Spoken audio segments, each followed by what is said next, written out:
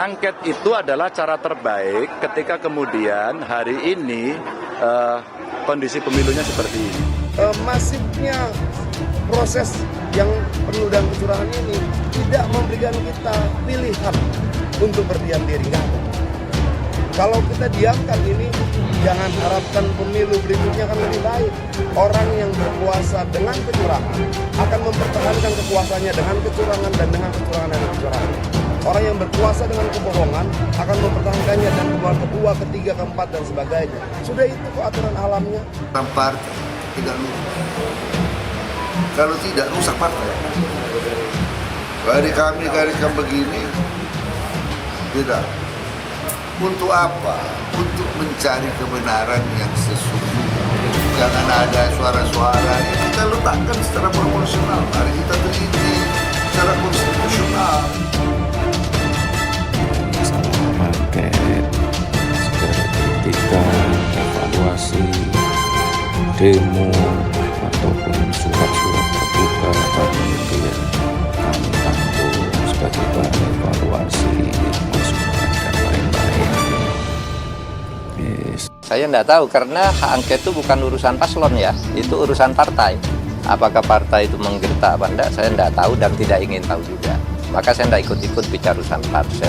Urusan angket ini, kalau materinya pemilu, lalu materinya berkaitan dengan pemilu, saran saya sama Mas Hasanuddin, sama Caimin, jangan ikut dalam urusan ini, karena itu salah alamat.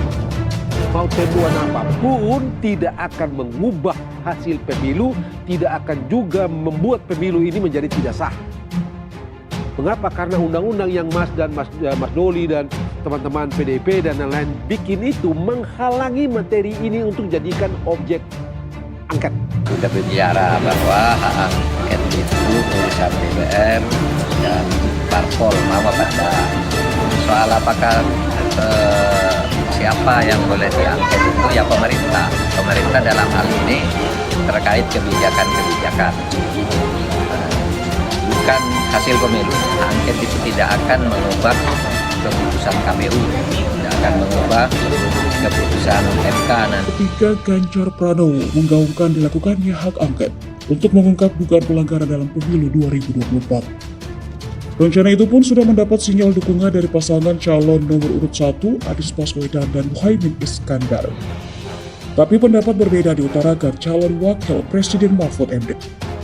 Mahfud mengaku tidak tahu menahu soal usulan hak angket yang bergulir merespon dugaan kecurangan di pemilu 2024.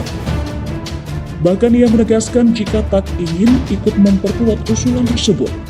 Hal ini disampaikan Mahfud seusai bertemu Menko Polhukam Hadi Cahyanto pada Kamis 22 Februari. Menurutnya hak angket bukan urusan paslon dan hanya menjadi urusan partai. Olehnya Mahfud mengatakan tak mau ikut-ikut.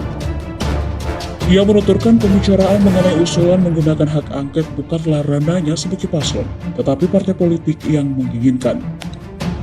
Hak angket merupakan hak DPR untuk melakukan penyelidikan terhadap pelaksanaan suatu undang-undang atau kebijakan pemerintah yang berkaitan dengan hal penting, strategis, dan berdampak luas pada kehidupan masyarakat.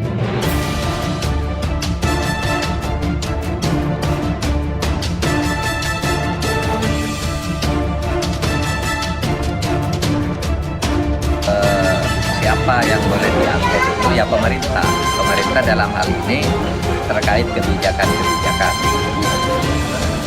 Bukan hasil pemilu. Angket itu tidak akan mengubah keputusan KPU, tidak akan mengubah keputusan MK nantinya.